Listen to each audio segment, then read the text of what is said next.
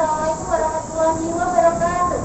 Waalaikumsalam warahmatullahi wabarakatuh. Gimana kabarnya semuanya? Baik. Baik semuanya ya. Di sini semuanya nggak dari FK ya, ada yang dari fakultas lain juga ya. Ya. Semuanya disebut aja. Oh iya boleh. Yang selain FK ini dari mana? Samping. Oke. Sampingnya? FK. Sampingnya? Selanjutnya? Berarti dari Dua fakultas berarti. semuanya FK ya. Tapi beda ini. Oh iya. Yang menyebut ini FK ya. Ya. Oke. Sebutnya di sini kami bertiga dari angkatan 2019 sebagai Sekretari Fakultas, teman saya sendiri Anissa Mulia. Saya Anissa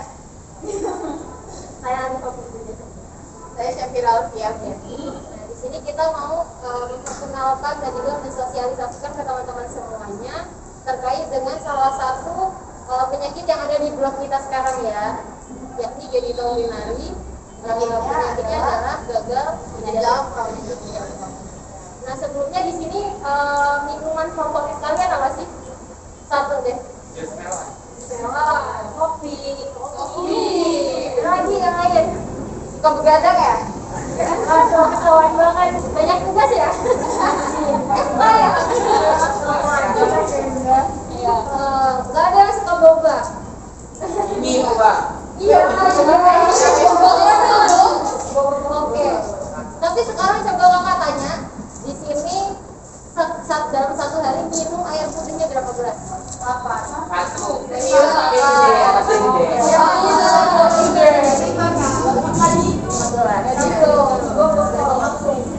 Ya, kita tahu suka minum. Yang tadi katanya satu, tapi botol gede, botolnya seberapa gede? Tak perlu lagi. Soalnya masih di ketutupan. Berapa liter itu? Itu satu. Satu ya. Di sini ada yang tahu kecukupan minum kita dalam sehari itu berapa liter? Wah. Itu tahu. Terus kenapa masih minum?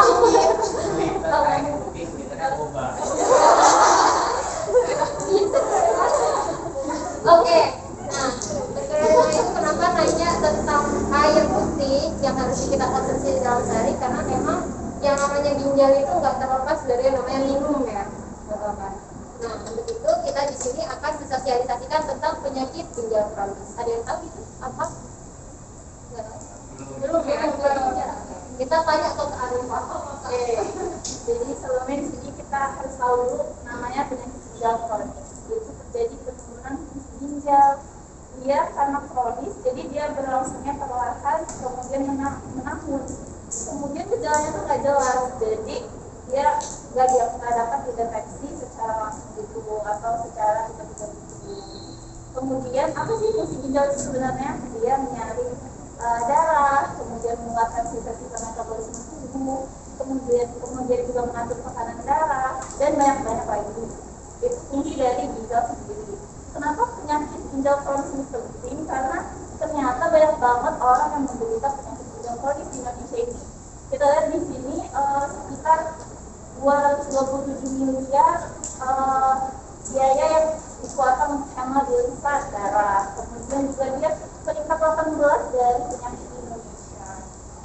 Kemudian juga dihabiskan 2,4 triliun untuk mengatasi penyakit gagal ginjal kronis. Terus besoknya mau apa nih? Nah, tadi kan ada jelasin tentang epidemiologi dari penyakit ginjal kronis ya. Nah, sekarang apa sih tanda-tanda atau gejala dari penyakit ginjal kronis itu? Jadi yang pertama itu adanya tekanan darah yang tinggi. Berapa sih normalnya tekanan darah? Ada yang tahu nggak? 20/80. Mantap. Jadi ya, untuk yang fakultas FKIP itu normalnya adalah 120/80. Lebih dari itu dinamakan tekanan darahnya tinggi atau disebut juga hipertensi gitu. Nah, kemudian untuk tanda dan gejala yang selanjutnya itu karena kan ginjal ini menghasilkan urin ya. Nah, karena ada gangguan berarti nantinya akan ada perubahan baik dari frekuensi ataupun jumlah dari urin yang dihasilkan gitu. Kemudian juga bisa adanya darah dalam urin gitu. Jadi kalau pada saat pipis itu nanti ada darah yang muncul gitu. Kemudian ada normalnya warna urin itu apa? ya, Ada yang tahu nggak? warna urin kalian orang yang coklat nggak?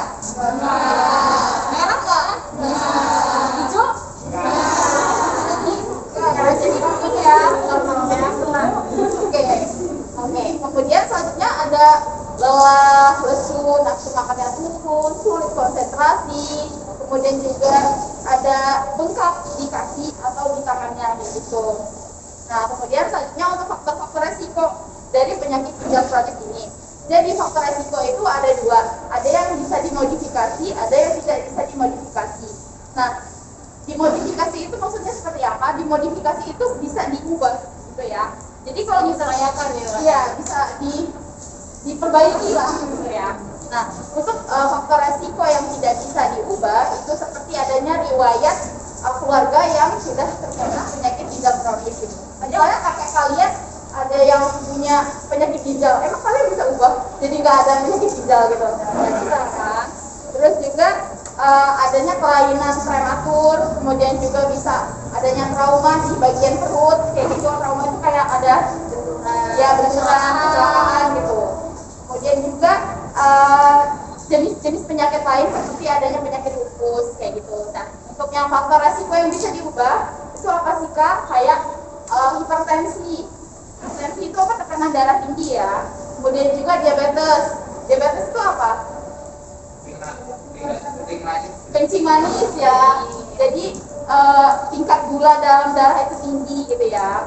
Kemudian juga ada konsumsi obat-obatan gitu. Jadi kenapa ini bisa diubah? Karena dengan menggunakan perubahan gaya hidup itu bisa dikurangi atau diturunkan gitu. Kayak misalnya hipertensi, dengan kita menjaga pola makan, kemudian juga olahraga, itu tekanan darahnya akan menurun. Kemudian juga diabetes kan, kita hindari yang makan gula-gula, boba tadi kayak gitu, itu dihindari, bisa mengurangi faktor resiko dari penyakit gagal ginjal kronis ini.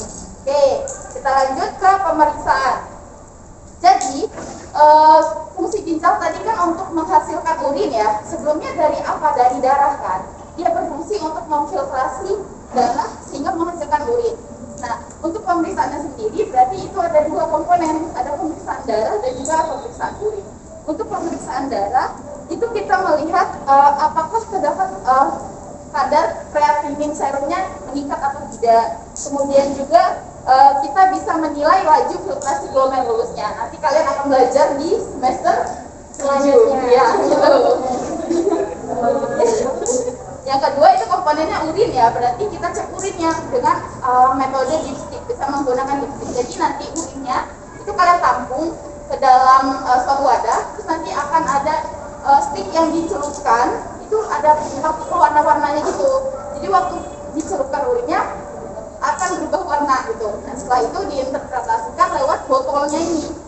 Mana sih? Ini botolnya. Nanti itu ada interpretasi warnanya, apakah terdapat adanya penyakit ginjal kronis atau tidak gitu. Nah, mungkin selanjutnya untuk terapi dan pencegahannya bisa dijelaskan oleh Kak Anissa. Oke. Selanjutnya kita masuk ke terapi. Nah, seperti yang tadi udah dikasih tahu sama Kak Safira tentang faktor resikonya. Kenapa sih kita bisa aja kena penyakit gagal ginjal? Kan bisa ada yang bisa diubah, ada yang nggak bisa tuh. Nah, tentunya di sini pertama kita harus modifikasi gaya hidup. Caranya gimana? Yang tadinya suka manis-manis berlebihan dikurangi, ya. Bener nih. Terus kemudian yang tadinya dietnya itu diet gak sehat. Nah, mulai cari tahu gimana caranya diet yang benar. Diet bukan berarti nggak makan seharian ya. Nah, kemudian yang kedua kita juga bisa dengan menggunakan terapi obat-obatan. Tentunya kalau kita obat-obatan ini harus hubungannya dengan dokter ya. Kita nggak bisa tiba-tiba beli di apotek obat hanya untuk gagal ginjal kronis kayak gitu. Nggak bisa kan? Ya bisa dong. Dokter ya. Nah, kemudian selanjutnya ini ada dialisis atau cuci darah. Ada yang pernah dengar?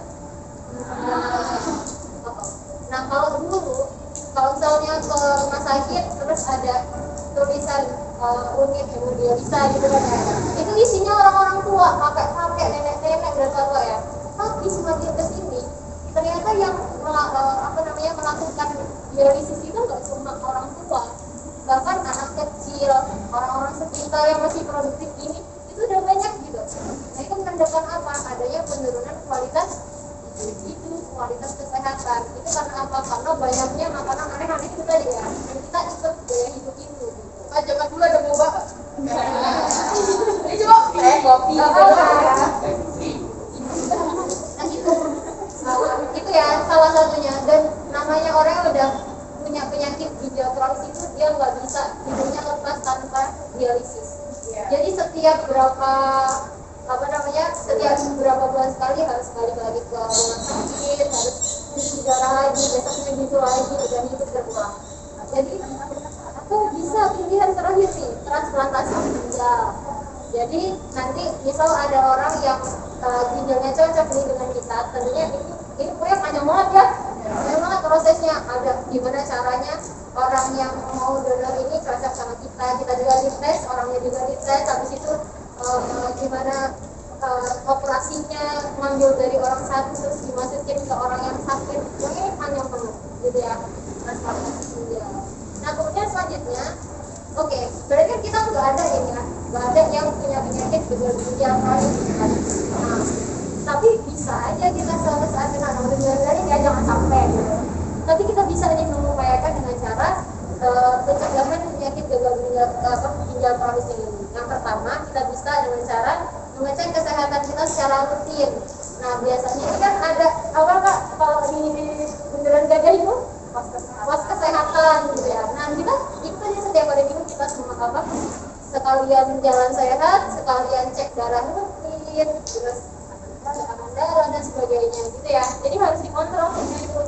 Misalnya ada nih teman kalian yang non-FK ya, non-FK, misalnya teman-teman dari FK ini punya teman yang FK, itu aja tiba-tiba tolong dong ini ditensiin ya, itu gak masalah dan wajib mau anak FK, kalau nggak mau laporin saya. Gitu ya, tapi ya tetap kalian ngeliat situasi ya kan, nggak mungkin lagi di tengah jalan tiba-tiba tolong kan anak FK kan, nggak mungkin ya. Gitu ya. Tapi itu ya, anak FK kan memang dedikasi hidupnya untuk masyarakat tuh, untuk kesehatan. Nanti memang harus mau gitu ya, dan untuk latihan juga. Terus yang kedua, enyahkan asap rokok yang cowok. Rokok kak,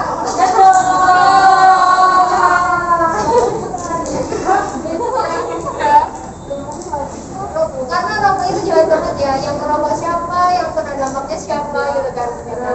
Nah itu tadi, makanya kalau bisa kita menasehati nih kalau di sekitar kita ada yang merokok, gimana caranya beliau itu berhenti untuk merokok gitu. Atau kita nasihati untuk merokok di ruangan yang memang khusus merokok. Jadi asapnya itu nggak berdampak ke kita gitu. Karena memang ada beberapa penelitian yang mengatakan kalau asap rokok pada intinya kalau perokok pasif itu justru efeknya lebih tinggi ya, lebih bahaya daripada yang aktif. Terus yang selanjutnya ada rajin aktivitas fisik. Nah, yang di sini olahraga nggak? Sering olahraga nggak?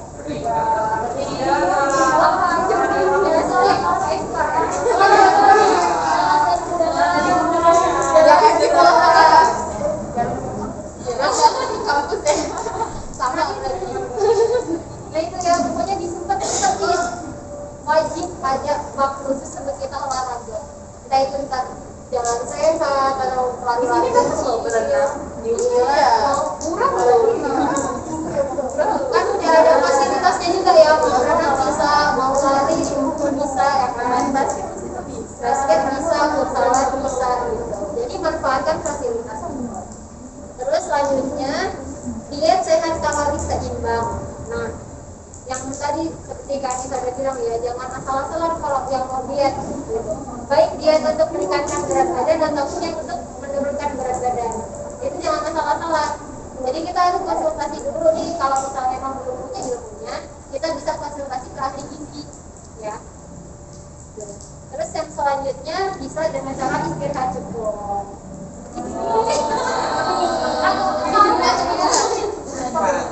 Ini berapa jam dalam sehari yang non FK? 7. Saya naik FK berapa? 2. Apa tuh? Banyak juga.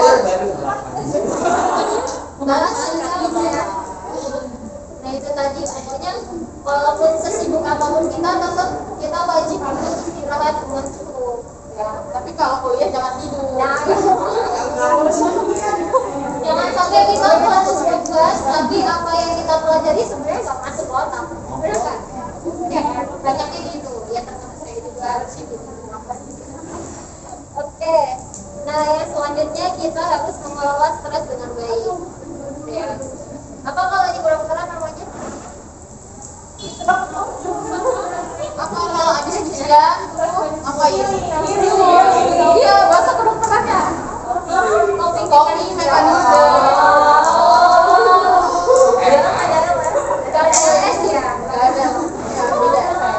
Itu ya, jadi setelah kita capek harus kita sempatkan waktu untuk kita ya healing tadi itu ataupun coping mechanism lah ya. Kalau ini kayaknya sakit banget gitu ya.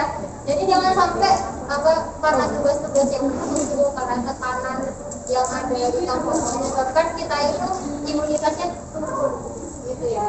Oke, mungkin itu sih dari yang disampaikan Kak di sini.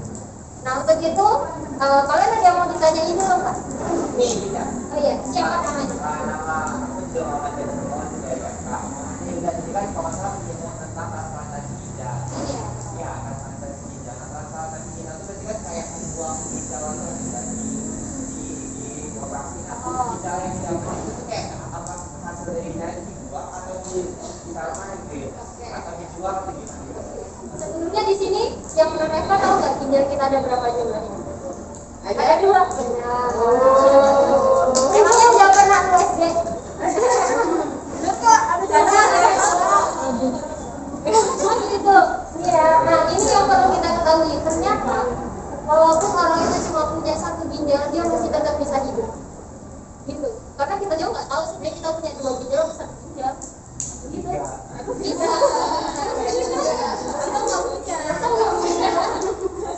Gitu ya. Nah, karena apa? Misalnya ya, misal kita kan punya 2 ginjal, jangan kita deh. Misal Fulan atau A ini punya 2 ginjal. Nah, 1 ginjalnya ini rusak. Nah, kalau misalnya yang satu ini masih berfungsi dengan baik dan bisa kayak dia membantu pekerjaan ginjal satunya, itu nggak masalah dia hidup dengan 1 ginjal. Kenapa orang butuh transplantasi ginjal? Karena kedua ginjalnya udah nggak bisa berfungsi dengan normal. Jadi dia butuh transplantasi dari orang lain. Nah, di sini nanti nanti di sini orang yang mau melakukan transplantasi ginjal ini, si A ini, itu ginjalnya bakalan tetap ada di tubuhnya dan dia bakal ditambahin 1 ginjal lagi. Jadi dia bakal punya 3 ginjal. Sebentar yang satunya lagi gini rusak lagi, dia udah bisa transplantasi berarti 4. Jadi kalau misalnya di kedokterannya ya, di dalam perut kita itu ada namanya suatu ruangan namanya fossa iliaca, bagian sini. Nah itu ditempel di situ. Jadi pada saat ginjal yang satunya sudah rusak, itu kan nanti ada arteri dan vena yang masuk ke dalam ginjal untuk menyalurkan darah yang akan difiltrasi ya. Nah itu nantinya akan disambung ke ginjal yang baru, gitu. Jadi ginjal yang lama yang rusak itu biarin aja di tempatnya. Tapi nanti ada tambahan ginjal baru di suatu ruangan namanya fossa iliaca kayak gitu. Jadi kalau misalnya transplantasi ginjal itu bukan berarti satunya dibuang terus ditempel yang baru gitu. Kayak gitu konsepnya. Gitu ya. Nah, gimana sekarang udah nambah wawasan belum tentang penyakit ginjal? Nah, berarti udah tahu setelah ini apa yang harus kita modifikasi? Yang pertama itu gaya hidupnya seperti apa? Makanya